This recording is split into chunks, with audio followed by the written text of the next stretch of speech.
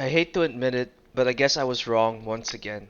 I had a good feeling Artur was going to win this match, but expected it to at least be a back and forth war.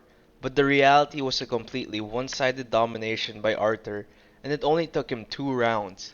Truly the boogeyman of the division, and I'm not sure if Bivol has what it takes to beat this monster.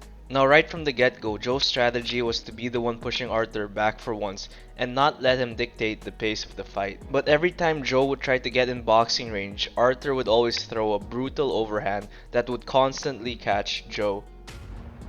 Being the type of brawler Joe is, he decided to keep on going toe to toe with Arthur, but this would prove to work against him. His signature overhand punch that he's known for and which has landed on so many of his other opponents would prove to give Arthur the biggest opening. The problem with how Joe would throw his punch is that he always leaves himself completely open and has a huge windup before he actually throws the punch. Arthur sees Joe preparing the overhand almost a mile away and always gets to Joe first. Joe continues to make the same mistake in the second round and gets knocked down again. As you can see from the photo, Arthur's punch is already much closer to the target as compared to Joe. Now here's the thing about Arthur. His power is so strong that he doesn't need to have a huge windup to create a knockout blow. He can generate so much force from such a small amount of space, and this is why he was always getting to Joe first. As Mike Tyson once said, you want to punch through the bag, not just hit the bag. And Artur Beterbiev has shown this in all his fights because with each punch he throws, it's almost as if he's trying to hit a person who's behind his opponent. I mean, just look how far he is able to push back Joe with this one punch. But really, what makes Arthur is not just his incredible power, but also he possesses a high boxing IQ and knows exactly when to throw. Combining proper punch placement with high IQ plus very heavy hands is a recipe for disaster for anyone, and Joe really just couldn't keep up on any aspect of Arthur's game.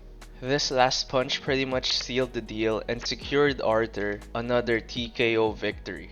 Now most likely the next fight to make is to have a unified championship fight against Bivol, but damn, I'm not so sure if Bivol can pull this off. He is going to need to play a perfect fight for 12 rounds, whereas Arthur can just get one good punch on him and it could be over. Bivol may still have a chance against Arthur, but Canelo on the other hand, well, I think he's trying to reach too far now if he plans on facing Arthur at light heavy.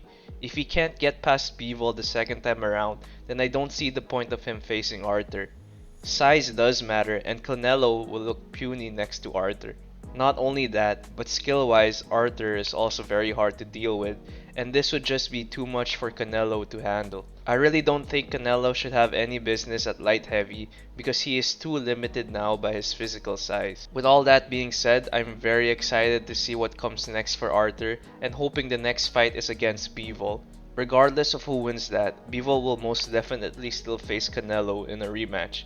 It would be absolutely crazy if Bivol somehow manages to beat both Arthur in light heavy and Canelo in super middle. He would become the first boxer in history to become undisputed in 2 weight classes, I think. Only time will tell what happens next, and I am very excited to see the outcome.